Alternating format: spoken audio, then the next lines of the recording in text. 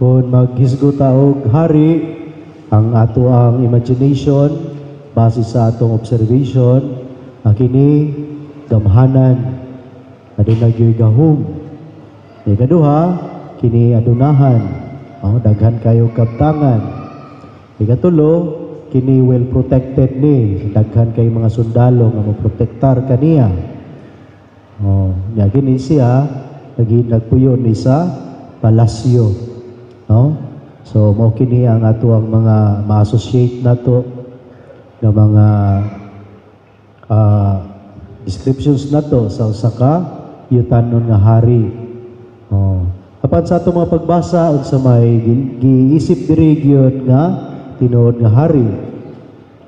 O kini siya maghatod kanato sa langitnon nga gingharian, dili yutan nga gingharian. Diya sa tuon ang pagbasa gisgutan sa basahon ni Samuel ang pagpili og hari sa mga Israelita o hari sa mga Israel sa Israel. Ug ilahang gipili si David. Bisan sa iyang pagkabata, wala pa kay experience si David sa pag-manage apan tungod sa iyahang kaisog o kaandam gayud nga muhatag sa iyang kaugalingon, isip maayong magbalantay. O mao kini nga gipili siya nga may muhari sa Israel, hoping ma-unite ang Israel. O si David mangitang mga pamaagi nga ma-proteksyonan ang taga-Israel. Kaya ganuman gisigi mo kini gisulong sa ilahang mga kalaban. Mao na nga si David usa ka mayo magbalantay nga mangita gyud sa welfare sa iyahang mga sakop. Gipili siya. Pero tungod kay si David, tao ra siya, masay piyat pod. So nasipyat si David, na-link siya sa asawa sa iyahang general. Ug mo to dito nahagba po si David kay tao ra man siya, maayon ta siya magbalantay pero tao ra man siya. Ug mo kana nga ang Dios disaad sumala sa mga propeta ang madala gyud sila hari nga maayo usab nga magbalantay. Nagikan usab kaliwat ni David. Apan kini nga hari gikan sa Dios ang iyang bugtong anak ang atong Ginoong Hesukristo. Ang hari nga natawo wala sa palasyo, wala sa ospital, kundi dito sa pasungan. Ang hari sa kalinaw, ang hari sa pagpaubos. Gibugal-bugalan siya for 3 times sa Ebanghelyo, nang nabasa sa mga Hudyo, sa mga sundalo, o sa kriminal nga nagbitay sa krus. Gibugal-bugalan siya. Pero wala gyud siya, wala gyud niya gipansin kini. Kaya nga naman, siya usa ka maayong magbalantay. Diin ipagayag niya ang pagkamaayong magbalantay, pinaagi sa paghalad siyang kaugalingon.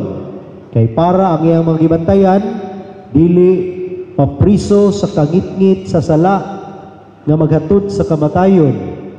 Apan makalingkawas kini sa sala, o makatagamtam o kinabuhing tunhay.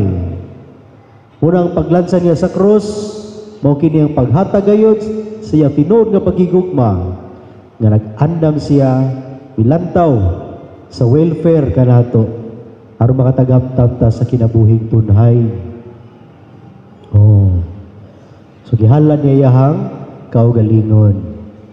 So mao kini usab ang ato ang giya ilabi na katong mga igsuon nga naa sa taas na posisyon sa publiko nga mga institusyon, organization, o diri usab sa mga pribado nga mga institutions ang basihan sa usa ka leader, usa ka manager, o bisan din sa simbahan, mao gayud ang atong Ginoong Hesukristo nga maayo nga magbalantay.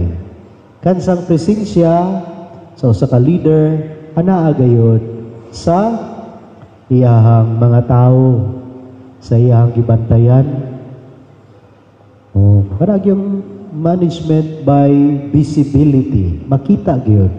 Kaya ano man, ug nakakadiha ug sa mga problema sa institution, organization, naaman dayon ka, no? Lisod kayo ang leader nga wala. Lisod kayo, no? Luoy kayo ang mga tao. No, luoy ang mga tao. So kini ang atong Ginoong Kristo andam gayud siya, no? Nga mihatag siya ang kaugalingon.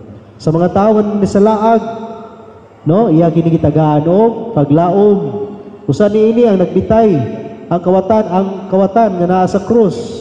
Nga iya yung gi-accommodate. Bisan siya kalisod, no? Hapit na siya mamatay, iya gi-accommodate ang kawatan nga nagbasol, naghinulsol. Muna itong gitawag og repentant thief or the good thief. Di nagbasol siya. O kini, no, gidawat sa itong Ginoong Jesucristo. Kisaran siya, no, nga makapuyo siyang gingharian.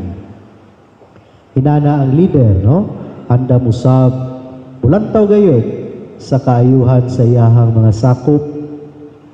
O kining pagpadayag, no, sa kawatan karon nga gidawat ni Jesucristo, mopod kini unta ang mabatunan, umaangkon nga kasing-kasing sa ato mga public servants nga na-link gayud, na involved sa corruption, na maghinulsol, na muangkon silang kalapasan,